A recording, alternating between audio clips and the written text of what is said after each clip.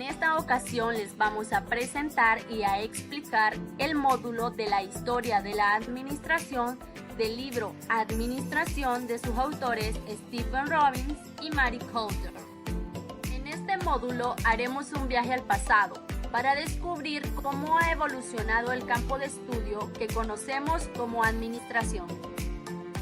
Somos estudiantes de la Universidad Nacional Autónoma de Honduras, CRAE del Paraíso, actualmente pasantes de la licenciatura en Pedagogía y Ciencias de la Educación. Cursamos la asignatura de Administración Educativa 1 y nuestra catedrática es la licenciada Jenny Danicela Argeñal. Los integrantes del grupo de trabajo somos Ana Paola Flores, Alejandra Nicole Ardón, Evelyn Elizabeth Molina, Leslie Paola Figueroa, Neri Normando Luque y Ever Joel Morga. La administración se ha practicado desde hace mucho tiempo. Empresas estructuradas y encabezadas por personas responsables de planear, organizar, dirigir y controlar las actividades involucradas han existido desde hace miles de años. Veamos algunos de los ejemplos más interesantes. La pirámide de Egipto y la Gran Muralla China son prueba de que estos proyectos fueron ejecutados en enorme alcance, que empleaban a decenas de miles de personas. Por ejemplo, de 100.000 trabajadores, aproximadamente 20 años de labor. ¿Quién era el encargado de decir a cada uno de esos trabajadores qué debía hacer? ¿Quién se aseguraba de que hubieran suficientes piedras a mano para que las construcciones no interrumpieran su quehacer? ¿Alguna forma de gerentes? ¿Y por qué se dice que era alguna forma de gerentes? Pues porque alguien tenía que organizar lo que se haría, organizar los materiales, la gente para hacerlo, cerciorarse de que los trabajadores terminaran su labor e imponer determinados controles para garantizar que todo se llevaría a cabo según lo planeado. Otro ejemplo de administración incipiente puede encontrarse en la ciudad de Venecia, uno de los principales centros económicos y comerciales durante el siglo XV. Los venecianos desarrollaron una de las primeras formas de empresa comercial y pusieron en práctica muchas de las actividades que son comunes en las organizaciones actuales, como por ejemplo, en el arsenal de Venecia, los barcos de guerra flotaban a lo largo de los canales a cierta distancia uno del otro, y cuando esas cargas eran con materiales y aparejos. Esto parece similar a una línea de ensamblaje de autos flotantes, ¿no? Entre comillas. Por otro lado, los venecianos utilizaban sistemas de almacenamiento e inventario para llevar un control de materiales y también implementaron funciones administrativas de recursos humanos para manejar su fuerza laboral, incluyendo descansos para tomar vino. Muy genial los venecianos, ¿verdad? Y un sistema de contabilidad para registrar costos e ingresos. Asimismo, en 1776, Adam Smith publicó La riqueza de las naciones, obra en la que hablaba sobre las ventajas económicas que tanto las organizaciones como la sociedad obtendrían de la división o especialización del trabajo, es decir, de la fragmentación de las labores en tareas más simples y repetitivas. Utilizando la fabricación de alfileres como ejemplo, Adam Smith aseguró que 10 individuos, cada uno de ellos especializado en la ejecución de una tarea en particular, podrían producir en conjunto aproximadamente 48.000 alfileres diarios. Sin embargo, si cada persona trabajara por su cuenta, realizando de forma separada cada tarea, producir incluso 10 alfileres diarios sería todo un logro.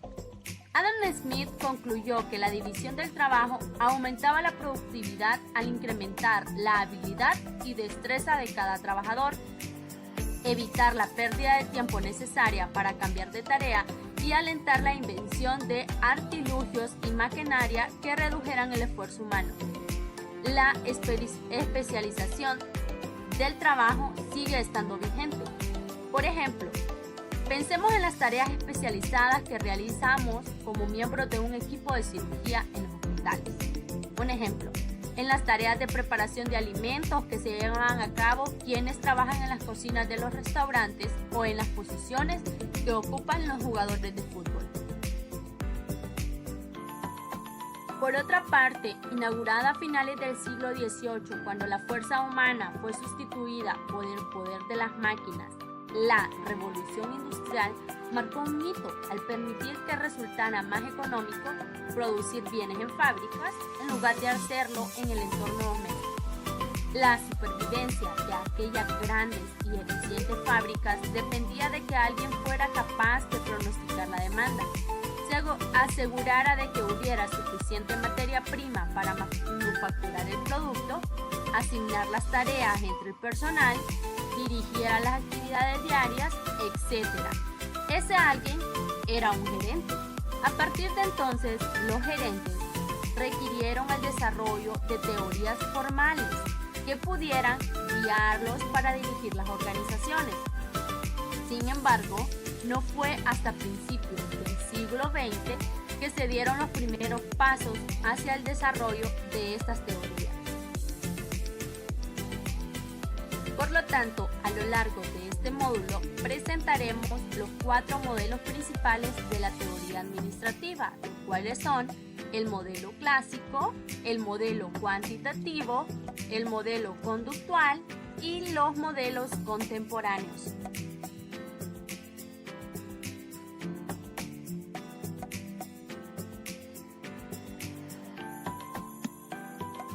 Modelo clásico.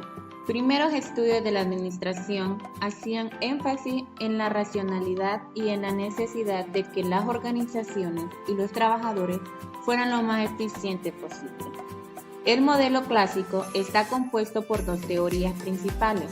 La primera, la teoría de la administración científica, y la segunda, la teoría general de la administración. Frederick Taylor y el matrimonio conformado por Frank y Lillian Gilbreth fueron quienes hicieron las aportaciones más importantes a la teoría de la administración científica. Por su parte, la teoría general de la administración se fundamenta sobre todo en las ideas de Henry Fayol y Max Weber. A continuación, hablaremos de cada una de esas figuras relevantes en la historia de la administración. Número 1. Administración científica. El libro de Taylor describía la teoría de la administración científica como el uso de métodos científicos para definir la mejor manera de realizar un trabajo.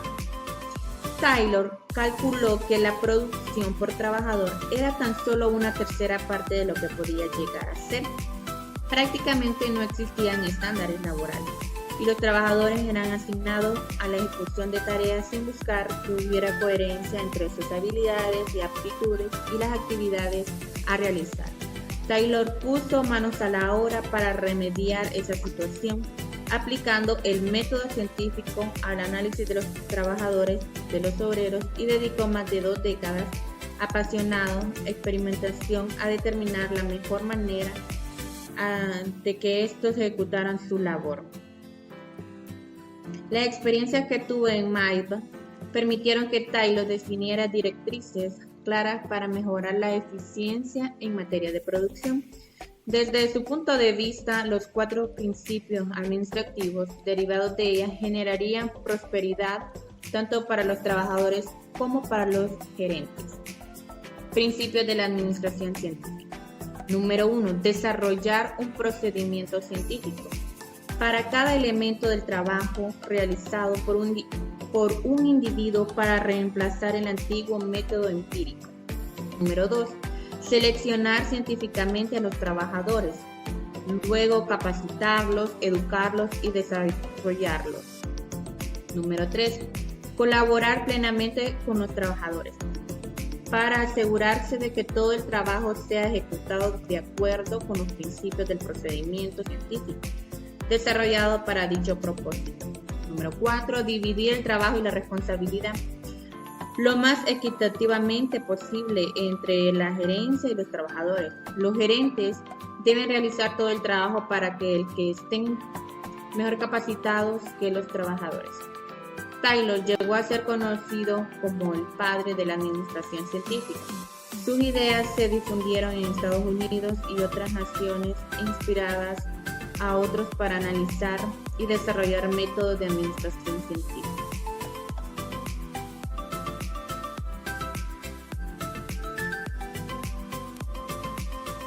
Sus seguidores más eminentes fueron Frank y Lillian Gilbreth. Frank y su esposa Lillian, que eran psicólogos, analizaron distintos procesos laborales con la finalidad de erradicar los movimientos manuales y corporales ineficientes. Los Gilbert también experimentaron con el diseño y el uso de herramientas y equipos apropiados para optimizar el desempeño laboral. Los Gilbreth inventaron un aparato llamado microcromómetro que registraba tanto los movimientos manuales y corporales de los trabajadores como el tiempo transcurrido en la ejecución de cada uno de ellos. Se llamaron Terbliks. Terblik es un elemento de un esquema de clasificación de los movimientos manuales básicos. Los Gilbreth también diseñaron un esquema de clasificación para etiquetar 17 movimientos manuales básicos como buscar, aferrar y sostener, que ellos denominaron Terbliks, anagrama de palabra Gilbreth, escrita al revés y con las letras de H invertidas. Este esquema permitió que Frank y Lillian pudieran analizar la manera más precisa los movimientos manuales efectuados por los trabajadores. Uso de la administración científica por los gerentes actuales. Muchas de las directrices y las técnicas diseñadas por Taylor y por los Gilbreth para aumentar la eficiencia de la producción siguen siendo utilizadas en las organizaciones actuales. Cuando los gerentes analizan las tareas laborales fundamentales que deben ser realizadas, emplean el estudio de tiempo y movimiento para eliminar las acciones inútiles. Y cuando diseñan sistemas de incentivos con base en la producción, utilizan los principios de la administración científica.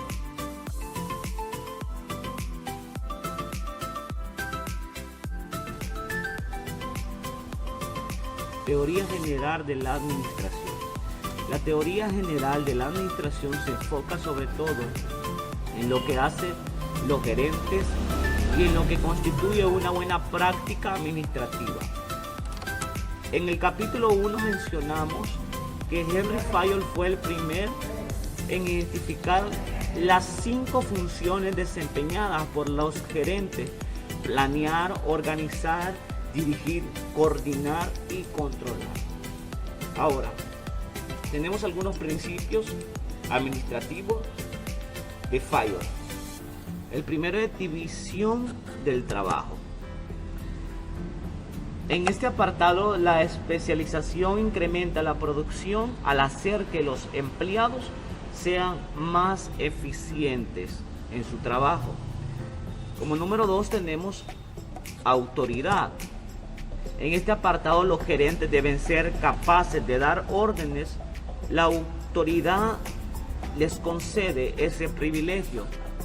En el 3 tenemos claramente lo que es la disciplina. Los empleados deben obedecer y respetar las normas que rigen a la organización. También Fayol identificó la unidad de mando. En este apartado, en la unidad de mando, cada empleado debe recibir órdenes de su superior único. Ahora, tenemos unidad de dirección. En este apartado, la organización debe tener un solo plan de acción que guíe a los gerentes y a los trabajadores. Como número 6 tenemos subordinación de los intereses individuales al interés general. En estos apartados, los intereses de cualquier empleado o grupo de empleados en particular no deben tener preeminencia respecto de los intereses de la organización en su conjunto. La remuneración, seguidamente. Los trabajadores deben recibir un salario justo en pago por su servicio. Tenemos también centralización. Ese término se refiere al grado en el que los subordinados se involucran en la toma de decisiones. Seguidamente también está la jerarquía. Se trata de la línea de autoridad que va del nivel administrativo más alto a los rangos más bajos del escalafón. También tenemos el principio orden. Las personas y los materiales deben hallarse en el lugar apropiado y en el momento exacto. Seguidamente tenemos la equidad. En este apartado los gerentes deben ser amables y justos con sus subordinados. Tenemos seguidamente estabilidad de los puestos de trabajo. La administración debe realizarse en este apartado una planeación ordenada del personal y asegurarse que haya reemplazos disponibles para cubrir los vacantes.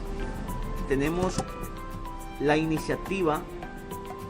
Los empleados autorizados para proponer planes y llevarlos a la práctica deben ejercer altos niveles de esfuerzo. Tenemos también espíritu de grupo. En este apartado, fomentar el espíritu de equidad, generar armonía y unidad dentro de la organización.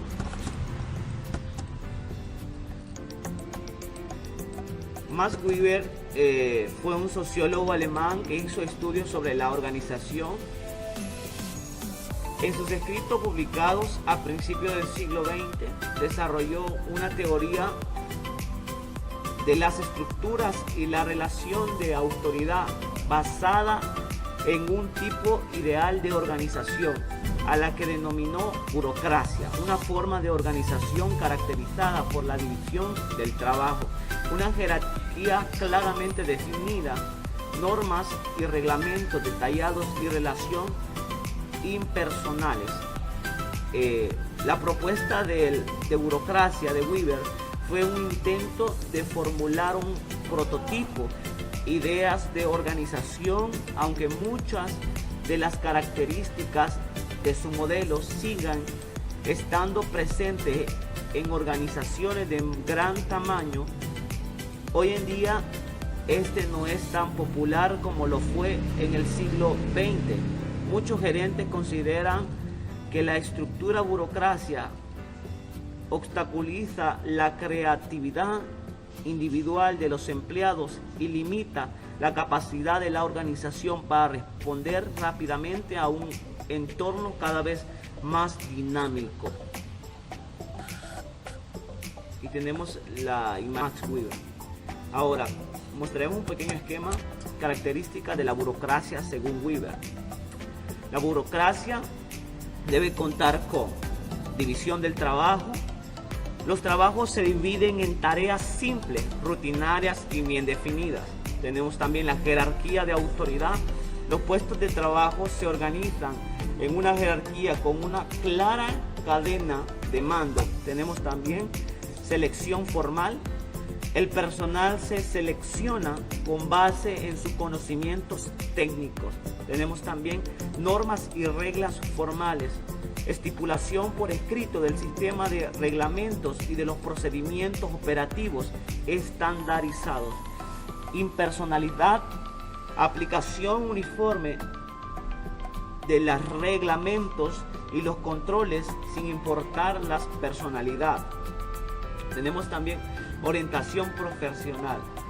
Los gerentes son profesionales en activo, no propietarios de las unidades que administran.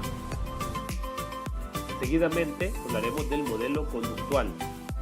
Este modelo explica el por qué algunos investigadores han elegido analizar la administración enfocándose en las personas que participan en la organización. Este modelo analiza las acciones y comportamiento de las personas en el trabajo.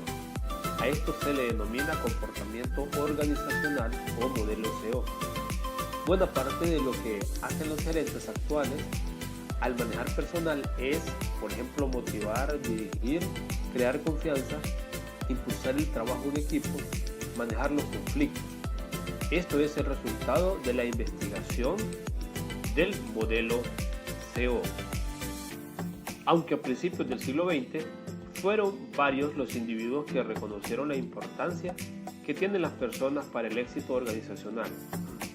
4 de ellos destacan como los pioneros partidarios del modelo CO.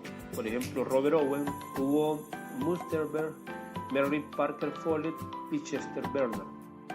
Sus aportaciones fueron variadas y distintivas, pero todos ellos creían que las personas constituyen el activo más importante de la organización y que deben ser manejadas en consecuencia.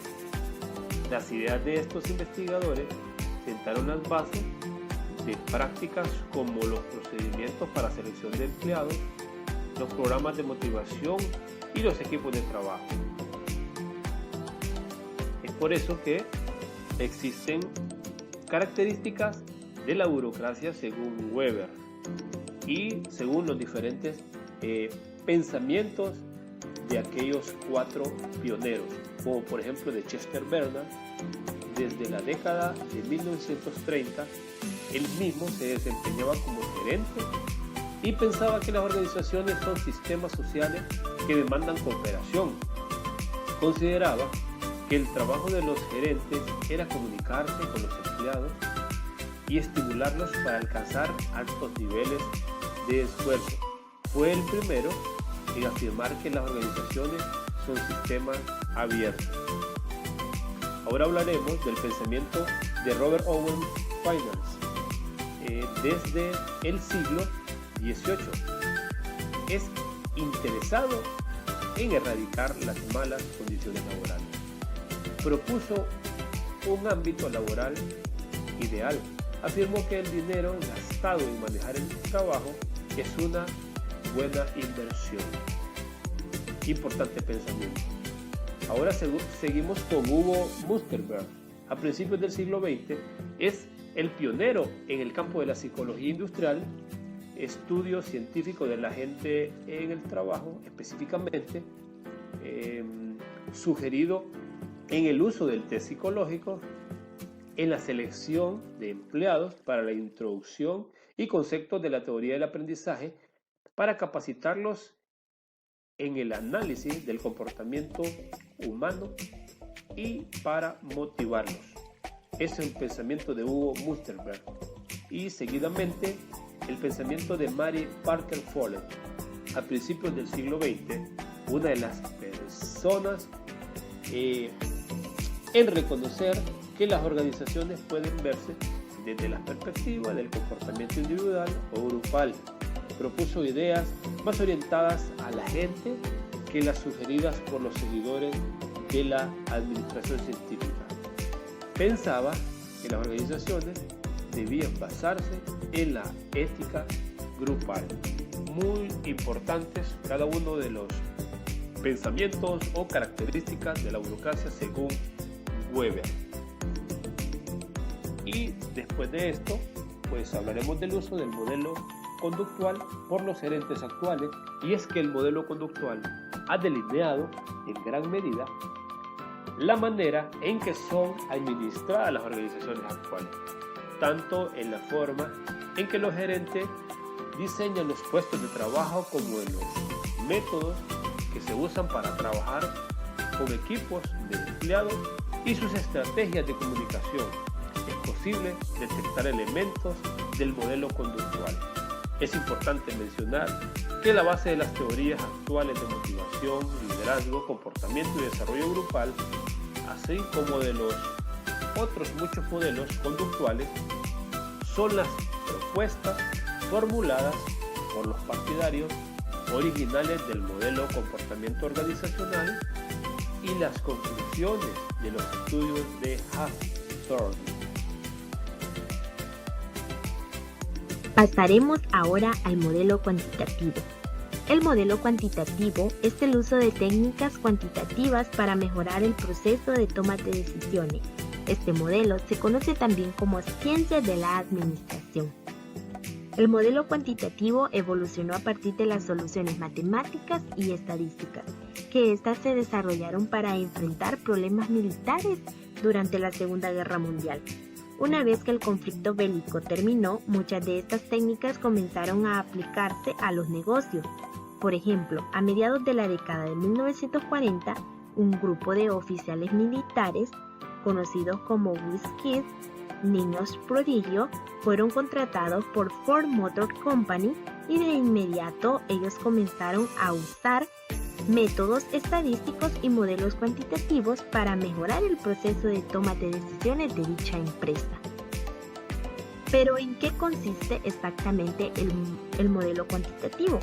Este involucra la aplicación de estadísticas, modelos de optimización, modelos de información, simulaciones por computadora y otras técnicas cuantitativas para administrar las actividades.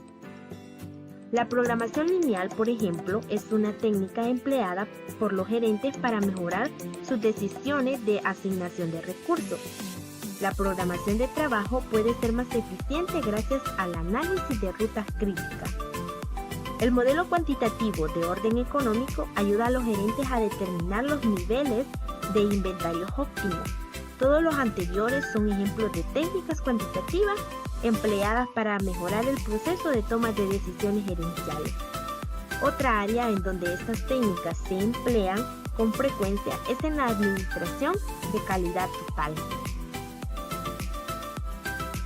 En la década de 1980 y 1990, esta nueva corriente de pensamiento fue inspirada por un pequeño grupo de expertos en calidad, entre los cuales suele darse mayor reconocimiento a Edward Deming y Joseph Juran.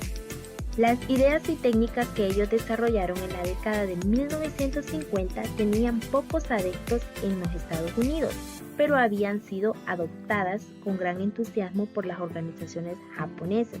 Sin embargo, cuando los fabricantes nipones comenzaron a imponerse sobre los competidores estadounidenses en los comparativos de calidad, los gerentes occidentales volvieron a los conceptos de Deming y Juran, los cuales se convirtieron en la base de los programas actuales de la administración de calidad. Así que la administración de calidad es una filosofía administrativa cuya finalidad es la mejora continua y responder a las necesidades y expectativas del cliente, que consiste en el estudio y la valoración de los conceptos de calidad en cada una de las fases de un proceso de producción, que tiene como objetivo la mejora constante de los bienes y servicios ofertados y la consecución de mayor satisfacción del cliente. En la siguiente figura entenderemos mejor lo que es la administración de la calidad. Como podemos observar en la imagen, aquí está, por ejemplo, intenso enfoque en el cliente, interés en la mejora continua, enfoque en los procesos, mejoramiento de la calidad de todo lo que hace la organización, uso de las medidas precisas y empoderamiento de los empleados. Es muy importante que detengamos el video y observemos con mucho detalle cada uno de estos aspectos de la administración de la calidad.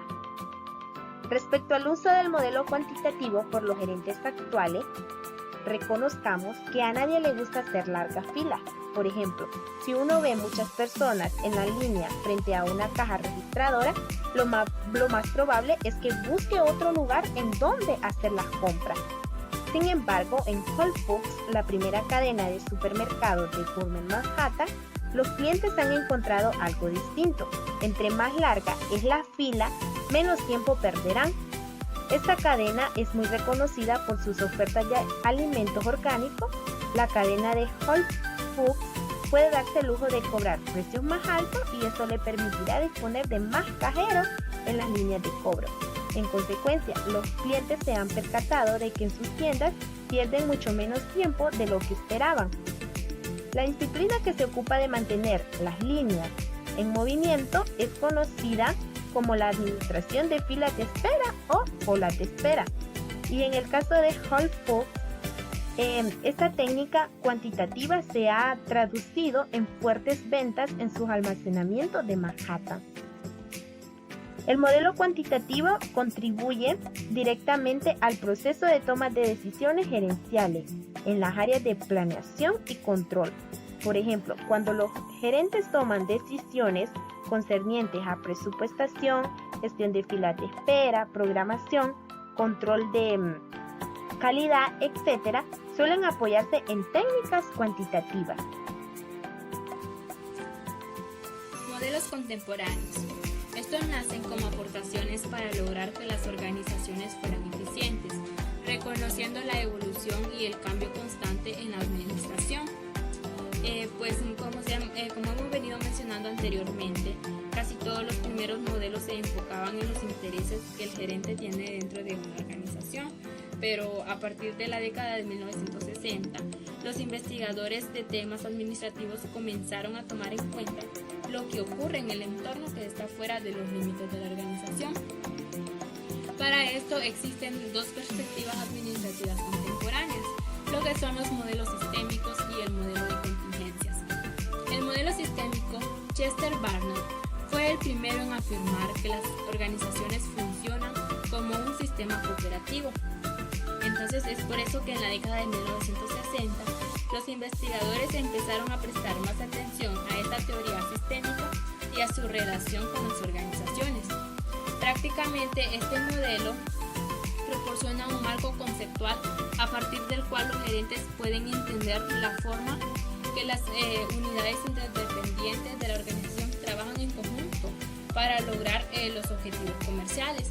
Además, estos permiten comprender que las decisiones tomadas por una área organizacional y las acciones que se pongan en práctica en ella terminarán por afectar a todas las demás. O sea, de esta manera los gerentes pueden reconocer que las organizaciones no son autosuficientes, sino que dependen de su entorno para obtener los insumos esenciales y para dar salida a su producción. Pero cuando hablamos de un sistema, hablamos que es un conjunto de partes interrelacionadas e interdependientes dispuestas de forma que dan lugar a un todo unificado. Para eso existen dos tipos de sistemas, los sistemas cerrados y los sistemas abiertos. Los sistemas cerrados son aquellos que no se ven influenciados por su entorno ni interactúan en el mismo, y los sistemas abiertos son influenciados por su entorno e interactúan con él. Un ejemplo muy claro de estos sistemas es un departamento de investigación y desarrollo dentro de una organización. Es un ejemplo muy claro de sistema cerrado porque el propósito de este departamento es proteger los secretos comerciales y las inversiones que se están produciendo en el inferior. Y un ejemplo muy claro de los sistemas abiertos sería un departamento público, que este debe interactuar en el entorno exterior sobre una base regular. El modelo de contingencias propone que las organizaciones son diferentes, que cada una enfrenta situaciones distintas y requiere formas de administración específicas. Entonces, este modelo de contingencia en realidad nos ayuda a comprender mejor este proceso administrativo, porque pone en evidencia el hecho de que no existen reglas simplistas o universales que los gerentes pueden seguir. En lugar de ello, deben analizar cada situación en particular usando una fórmula de tipo sí. Si esta es la situación que me enfrento, entonces esta es la mejor forma en que puedo manejarla. Para eso existen variables de contingencia, que es el tamaño de la organización. A medida que la empresa crece, también lo hacen los problemas de coordinación. Por ejemplo, el tipo de estructura organizacional apropiado para una empresa de 50,000 empleados seguramente será ineficiente para una organización conformada por 50. Entonces esta no será capaz de realizar o cumplir adecuadamente una función. Como segunda tenemos las tecnologías rutinarias. Estas tecnologías, para lograr su propósito, la organización emplea tecnologías. O sea, las tecnologías rutinarias demandan estructuras organizacionales, estilos de liderazgo y sistemas de control distintos de los que son necesarios cuando se utilizan tecnologías a medida o no rutinarias. Y la incertidumbre del entorno. El grado de incertidumbre provocado por los cambios del entorno influyen en el proceso administrativo. Entonces, funciona bien en un entorno estable y de impredecible podría ser totalmente inapropiado en un entorno impredecible y caracterizado por una rápida transformación. Y por último tenemos lo que son las diferencias individuales. Las personas son distintas entre sí en términos de su deseo, de crecimiento, de autonomía, tolerancia a la ambigüedad y expectativas. Estas y otras diferencias individuales resultan particularmente importantes cuando los gerentes eligen técnicas de motivación, estilos de liderazgo y diseño de puesto de trabajo. Lo que enfrentan los gerentes hoy en día para llevar a cabo su trabajo. Los cambios más radicales en materia de tecnología de la información ocurrieron en la última parte del siglo XX y en la actualidad siguen afectando directamente el trabajo gerencial. Antes, los recursos de cómputo que las organizaciones utilizaban solían ser grandes computadoras mainframes aisladas en las habitaciones con control de temperatura a las que solo podían acceder los expertos. Entonces, tal como sucedió en la Revolución Industrial en el siglo XVIII, que dio paso al nacimiento de la administración, la era de la información ha impulsado enormes cambios que siguen influenciando en la práctica administrativas organizacionales. Entonces, como vemos hoy en día, los integrantes de la organización están conectados alámbrica o inalámbricamente a la red mediante dispositivos que caben en la palma de su mano. O sea, hoy en día se está transformando lo que es la tecnología. Entonces, por último, tenemos dos interrogantes para poder concluir con estos modelos. ¿De qué manera han influido los modelos sistémicos y de contingencia a mejorar el trabajo gerencial? O sea, tanto los sistemas utilizados como las contingencias hacen que cada empresa sea única. O sea, que enfrentan situaciones únicas que requieren distintas formas de administración, por ejemplo, ya específicas. Es decir, el poder identificar y conocer las situaciones ante lo que se está enfrentando la organización es más sencillo para los gerentes tomar la decisión para mejorarla, permitiendo a la empresa salir adelante. Y como última pregunta está, ¿de qué forma se ve influenciada la práctica administrativa por las tendencias sociales? ¿Cuáles son sus implicaciones para los estudiantes de administración? Entonces, como vimos de la logística, las tendencias sociales despiertan el interés de las personas hacia un producto o servicio. Las prácticas administrativas se ven influenciadas por esas tendencias, ya que les abren puertas de ganancia a las organizaciones, aunque sean de manera corta, mediana o larga, por lo que cada organización tiene que estudiar la mejor manera de aprovechar las oportunidades que se le presentan, optimizando todos sus recursos para poder satisfacer las necesidades de una sociedad.